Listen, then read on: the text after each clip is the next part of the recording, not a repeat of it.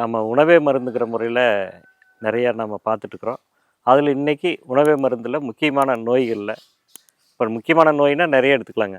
உதாரணத்துக்கு கேன்சர் இருக்குது, ரொமட்டாய்டு இருக்குது, ப்ரெஷர் இருக்குது, சுகர் இருக்குங்க, பிஸ்டுலா இருக்குது, தைராய்டு இருக்குது, அல்சர் இருக்குது. இந்த மாதிரி எத்தனையோ நோய்கள் இருந்தால் கூடங்க மிக மற்ற சில நோய்கள் வந்து உடனடியாக உயிருக்கு ஆபத்து வரக்கூடிய நோய்கள் இருக்குது. சிலதெல்லாம் கொஞ்சம் லேட் ஆகும்.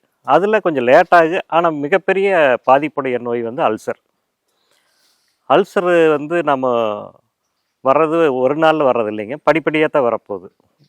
ஒரு 2 வருஷம் 3 வருஷம் 4 வருஷம் ஆயிருங்க. ஒருத்தர் உணவு எடுக்கிற முறையில் எப்போ சீரான உணவு இல்லையோ இல்லை சரியான உணவு இல்லையோ அப்போ தான் வந்து அவருக்கு அல்சர் வரத்தோடும்.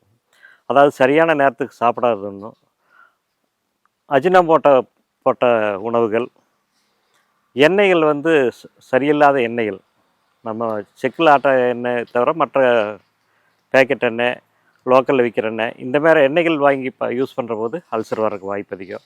அதேமாதிரி அஸ்கா சக்கரை போட்டால் அஸ்கா சக்கரை போதும் ஒயிட் சுகர் போடுறவங்களுக்கு அதிகமாக வரும். மசாலா ஐட்டங்கள் சேர்த்துற போது வரும். அல்லது சாப்பிடாத நம்ம டைம் எடுத்து சாப்பிடாத ஏதாவது விட்டுட்டாங்கனாலும் அல்சர் வரக்கான வாய்ப்புகள் அதிகம். உடம்பு ஹீட் ஆச்சுனாலும் வருங்க. முக்கியமான இதில் எல்லா நோய்க்குமே ஹீட் ஒரு காரணம். அந்த உடல் சூட்டுனாலையுமே அல்சர் வருங்க. அப்போ இதையே நாம் உணவே மருந்து மூலிமா கண்டிப்பாக சரிப்படுத்திக்க முடியும். வர்றதுக்கு முன்னாலேயே செய்ய வேண்டியது, நம்ம இந்த உணவுகளெல்லாம் முதல்ல தவிர்த்துறணும். இல்லை வந்த பின்னால் சரிப்படுத்தணும்னா நம்ம உணவுகளை கொஞ்சம் மாற்றிக்கணும். அதாவது காலையில் எழுந்திரிச்சு இப்போ நம்ம கெமிக்கல் பேஸ்ட்லேருந்து உபயோகப்படுத்துகிறோங்க. அதுலேருந்து பார்த்திங்கன்னா இரவு வரைக்கும் நம்ம உபயோகப்படுத்துகிற உணவு என்னென்ன வாய்க்குள்ளே போகுதோ அதெல்லாம் கொஞ்சம் ஃபில்டர் பண்ணி பண்ண போகுது. உதாரணத்துக்கு பார்த்திங்கன்னா பிளேட் கழுவி வைப்பாங்க வீட்டில், கெமிக்கல் போட்ட ஒரு லிக்விடில் கழுவி வைப்பாங்க. அது என்ன கழுவுனாலும் அதில் ஒட்டிகிட்டு தான் இருக்குது. அது சாப்பிட்ற போது அது உள்ளே போய் பாதிக்க ஆரம்பிக்கும். அதெல்லாம் படிப்படியாக தானுங்க, ஒரு நாள் 2 நாள் வரதில்லை, வருஷக்கணக்காக ஆகிற போது கண்டிப்பாக அந்த பாதிப்புகள் வரும். அப்போது நம்ம எந்த செயல் செய்கிற போதுமே நம்ம உடம்பை நோய்க்கு நம்மளுடைய எண்ணத்தை வச்சுட்டு செயல்படுத்தோம்னா அந்த நோயில் நம்ம வராது பார்த்துக்கலாம். இல்லை வந்துருச்சு அப்படின்னா நாம் செய்ய வேண்டிய உணவே மருந்துங்கிற முறையில் பார்த்திங்கன்னா, நம்ம வெண்பூசணி நல்லா கேட்குங்க. வெள்ளை பூசணி வந்து நம்ம டெய்லி ஒரு டம்ளர் ஜூஸ் எடுத்து ஒரு தேன் கலந்து சாப்பிட்டோம்னா பூசணிக்கு நல்லா கேட்கு. வீக்லி ஒன்ஸ் ஆயில் பாத் எடுக்கலாம். வாரம் 2 தடவை எடுக்கணும், வாரில் 1 நாளாவது எடுத்துடணும். இந்த மாதிரி சில மாற்றங்களை பண்ணோம்னா ரொம்ப நல்லாயிருக்கு. அல்ல சாப்பாடு டைம் ஆகிப்போச்சு, பசி, ஆனால் எங்கேயும் ஹோட்டல் இல்லை, வெளியே நல்ல ஹோட்டல் கிடைக்கல அப்படின்னா பழத்தையாவது வாங்கி சாப்பிட்டுக்கணும். அல்லது தேங்காய் உடைச்சி சாப்பிட்லாம். இந்த மாதிரி ஏதாவது உணவுகளை மாற்றி நம்ம பண்ணிக்க முடியும். இந்த வகையில் நம்ம ஜரீராவிலேருந்து நம்ம செய்யக்கூடிய ஒரு சில மெட்டீரியல் வந்து அந்த அல்சரை குணப்படுத்தக்கூடியதாக நம்ம தயார் பண்ணி உணவே மருந்துங்கிற முறையில் நம்ம பண்ணிகிட்ருக்குறோம்.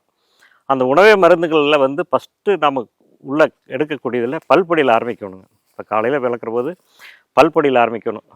அதாவது எந்த ஒரு கெமிக்கல் இல்லாத இந்த பல்பொடி நம்ம உபயோகப்படுத்துகிற போது தொண்டைக்குள்ளே வயிற்றில் எந்த பாதிப்பும் நம்மளுக்கு ஏற்படாது.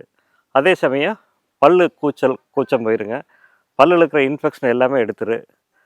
கண்டங்கத்திரியும் கூட இதில் சேர்த்திருக்கிறதுனால நமக்கு அது ரொம்ப ஈஸியாக இருக்குது. ஆழவிழுது சேர்த்திருக்கிறோம், நாயுருவி வேறு சேர்த்திருக்கிறோம், துவர்ப்புக்கு வந்து நம்ம கருவேலம்பட்டை சேர்த்திருக்கிறோம். இதெல்லாமே ஜீரணத்தையும் அதிகப்படுத்தக்கூடியதுங்க. அதனால் பல் விளக்கிட்டு ஒரு 5 நிமிஷம் விட்டுட்டு வாய்க்கு பிடிச்சிங்கன்னா ரொம்ப அருமையாக இருக்குது. இதை எடுத்து ஒரு அரை மணி நேரம் கழித்து பல் விளக்கிட்டு நம்ம நல்லெண்ணெயில் ஆயில் புல்லிங் பண்ணலாம். நல்லெண்ணெயில் ஆயில் புல்லிங், ஒரு சுத்தமான மரச்சக்கெண்ணெயில் ஒரு அரை ஸ்பூன் ஆயில் ஊற்றி ஒரு 5 நிமிஷம் 10 நிமிஷம் ஆயில் புல்லிங் பண்ணிவிட்டு அடுத்து வில்வப்பழ ஜூஸுங்க. வில்வப்பழ ஜூஸ் வந்து ஒரு 1/4 டம்ளர் ஜூஸு, 3/4 டம்ளர் தண்ணி.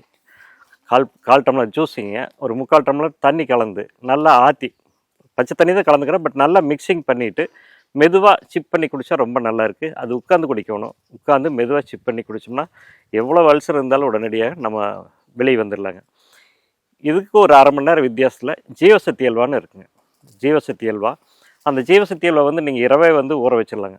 நைட்டை ஒரு ஸ்பூன் போட்டு கலக்கி ஊற வச்சுருங்க. காலையில் ஒரு அரை டம்ளர் தண்ணி கலக்கி வச்சிட்டிங்கன்னா காலையில் ஒரு வெண்ணெய் ஒரு அரை ஸ்பூன் இருந்தால் முடிஞ்ச வரைக்கும் வெண்ணெய் சேர்த்துறது நல்லது. அப்படி இல்லாத பட்சத்தில் இல்லாதவங்க மட்டும் தேன் சேர்த்திக்கிங்க. சேர்த்து ஒரு ஸ்பூன் எடுத்துக்கலாம். காலையில் எடுத்து வரும்போது எவ்வளவு நெஞ்சு எரிச்சல், இப்போ அல்சரில் பார்த்திங்கன்னா மெயினாக நெஞ்சு எரிச்சல் வருங்க. நெஞ்சு குத்தி வரும், இருமல் தொடர்ந்து வர ஆரம்பிக்கு, உடம்பு பலவீனம் ஆரம்பிக்கு, மூட்டு வலி வந்துருங்க, கிறுகிறுப்பு வந்துடும், எத்தனையோ சிம்டம்ஸ் இருக்குது. அது எல்லாமே சரி பண்ணக்கூடியது இது இந்த ஜீவசக்தி அல்வா.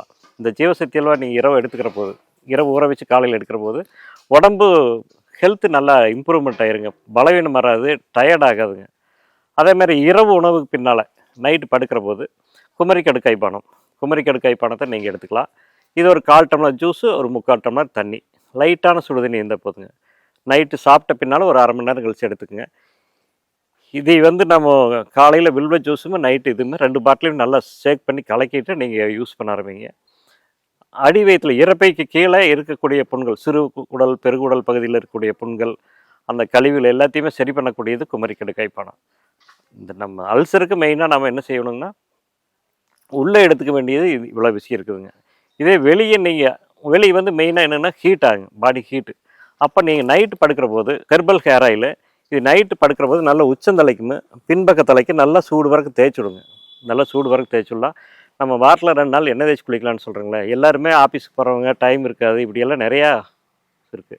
அவங்களாம் என்ன பண்ணலன்னாங்க, இப்போ லேடிஸ்னால் செவ்வாய்க்கிழமையும் வெள்ளிக்கிழமையும், ஆண்கள் புதன்கிழமை சனிக்கிழமை அந்த அன்னைக்கு என்ன செய்யணும், இந்த ஹேர் ஆயிலை டெய்லி நீங்கள் உச்சந்தலைக்கு பின்பக்க தலை வைங்க. அந்த 2 நாள் வந்து காலையில் நல்லா தலைக்கு நல்லா அப்ளை பண்ணிவிட்டு ஒரு 1/2 மணி நேரம் குளிக்கிறதுக்கு 1/2 மணி நேரத்துக்கு மேலே முன்னாலேயே பண்ணிடுங்க. பண்ணிவிட்டு ஒரு 1/2 மணி நேரத்துக்கு குளிச்சுக்குங்க. போட்டு நம்மளுக்கு ஹெர்பல் ஷாம்பு இருக்குது, ஏன்னா ஹெர்பல் ஷாம்பு போட்டுக்குங்க. தயசில் சீவகப்பொடி அரப்பு இந்த மாதிரி யூஸ் பண்ணிக்கங்க. வேறு கெமிக்கல் சம்மந்தமான எதுவும் யூஸ் பண்ண வேண்டாங்க.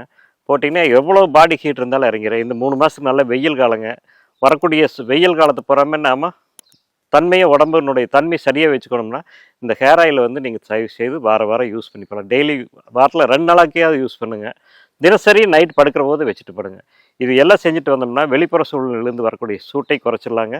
உள்ளே இருக்கக்கூடிய புண்களை ஆற்றிடலாம். ஏன்னா சூடும் இந்த 2 தான் நம்மளுக்கு முக்கியம். இந்த 2ஐயும் சரி பண்ணி ஆரோக்கியமாக வாழணும்னு கேட்டுக்கிறேங்க. வாழ்க வளமுடன்.